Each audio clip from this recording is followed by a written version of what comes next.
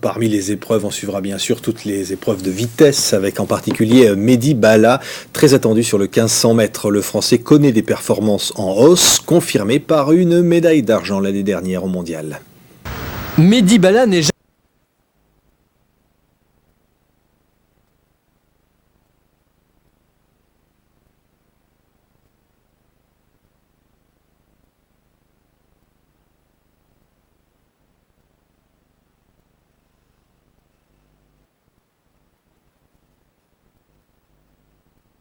C'est avant tout un esprit, évidemment, parent de Coubertin. On va en parler. Violaine Vanoyek, merci d'être avec nous. Vous publiez La naissance des Jeux Olympiques et le sport dans l'Antiquité aux belles lettres. Vous êtes une éminente spécialiste donc d'épique. Et puis, entre autres, de nombreux livres à succès traduits dans une quarantaine de pays.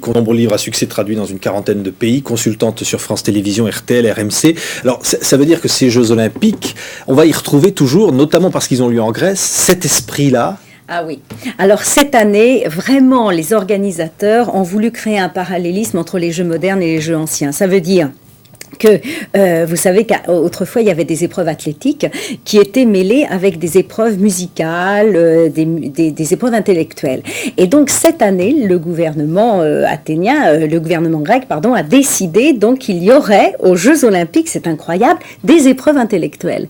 Donc ça ne se faisait plus, on va revenir à ça. Et puis évidemment, il y a toujours l'idée de la trêve sacrée, la volonté évidemment que tout se passe le mieux possible, comme on l'a vu d'ailleurs.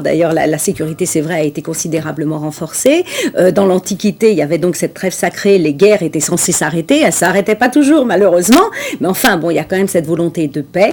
Et puis, on retrouve donc, comme dans l'Antiquité également maintenant, les mêmes épreuves quasiment qui vont voir s'affronter les champions. Je dis les mêmes épreuves parce qu'on connaît le javelot, on connaît le poids, on connaît des épreuves, on sait que ça vient de l'Antiquité. Mais il y a des épreuves comme le water-polo, comme le volleyball, par exemple. Vous dites que c'est des épreuves modernes. Eh bien, on en trouve des reliquats déjà dans l'Antiquité. Et notamment, quand les athlètes s'entraînaient, eh bien, il y avait beaucoup de jeux de balles comme ça, beaucoup de jeux d'eau, etc. Donc finalement, on peut à chaque fois faire un parallélisme très précis entre aujourd'hui et hier. Ouais, alors on va voir en image ce qu'est justement cet esprit olympique. L'important, c'est pas de gagner, comme on le sait, c'est de participer. La grand-messe du sport mondial. Les Jeux Olympiques sont devenus le plus grand événement sportif de la planète. Des records et des chiffres renversés.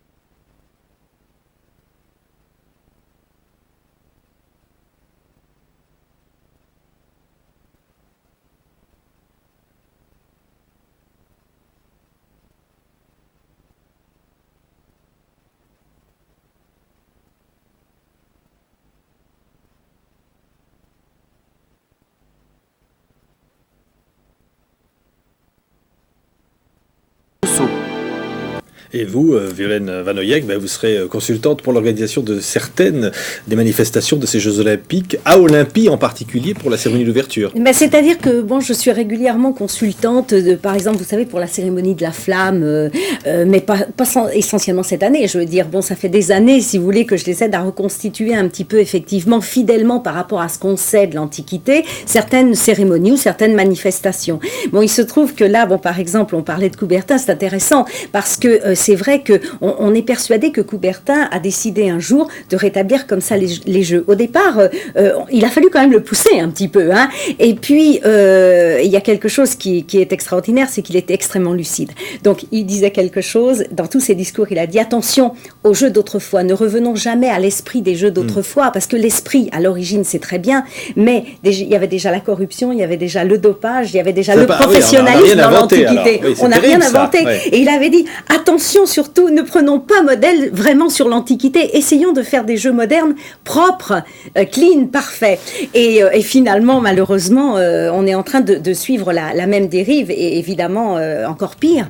Et il y a aussi l'idée des femmes. Effectivement, au tout début des jeux modernes, les femmes ne participaient pas aux jeux, de même qu'elles ne participaient pas dans l'Antiquité. D'ailleurs, dans l'Antiquité, une femme qui foulait le sol olympique était immédiatement condamnée à mort. Donc, vous voyez, heureusement, terrible, les choses ont changé. Ouais. Alors, Alors là, dans ce livre, Violaine Vanoyek, vous nous parlez bien sûr de la naissance du sport moderne, à travers évidemment les Jeux Olympiques, mais à travers ces cérémonies religieuses, parce qu'il y a tout ce qu'il y a autour, tout ce que veulent dire ces Jeux Olympiques, cette espèce d'idéal mondial. Oui, surtout à l'origine, c'est lié au Dieu, c'est lié au sacré. Il ne faut pas oublier que si les Jeux ont été créés, alors les tout premiers Jeux, pas très bien organisés, à Olympie, on les voit apparaître vers le 8e siècle avant Jésus-Christ. Officiellement, d'après les listes de vainqueurs qu'on a retrouvées, la date officielle, c'est 776 avant Jésus-Christ. Là, on retrouve des épreuves qui sont mieux organisées.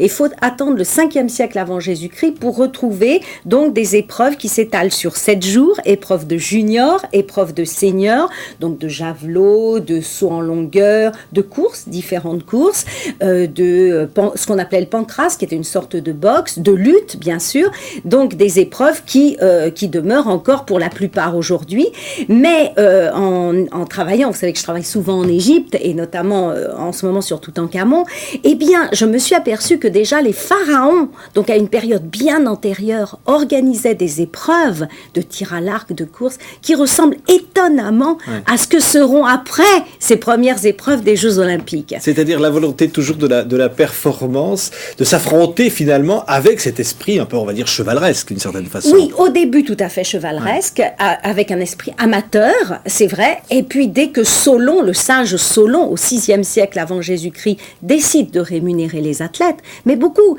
Vous savez que quand on gagnait un 200 mètres à l'époque, eh bien on gagnait 30 amphores d'olive. C'est environ 30 000 francs, 4 500 €. C'est énorme pour l'époque, c'est énorme. Donc dès qu'apparaissent les avantages sociaux et les rémunérations, on voit apparaître des cas de corruption, de dopage, alors des dopages au sésame. Je vous rassure, c'était pas des amphétamines ou autre, mais c'est quand même déjà le dopage qui apparaît. Et puis, ces athlètes sont punis, exclus des Jeux.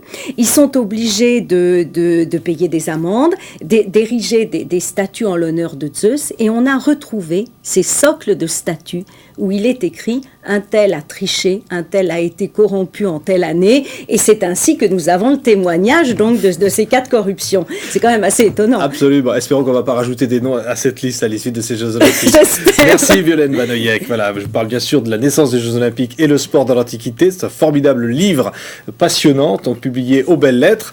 Vous voyez donc ici cette couverture qui nous rappelle donc cette histoire que vous avez fait partager. Puis je rappelle évidemment Toutankhamon, vous l'avez fait référence, c'est publié chez Michel Lafon, votre dernier livre. Merci d'avoir été avec nous dans ce journal. Pour se quitter, on va parler de football avec la reprise du championnat de France de Ligue 1. On attend les chocs Saint-Étienne, Monaco et Marseille-Bordeaux. Mais d'abord, voici l'arrivée du champion en titre Lyon qui ouvre la saison en affrontant Nice avec l'espoir d'un nouvel exploit. L'Olympique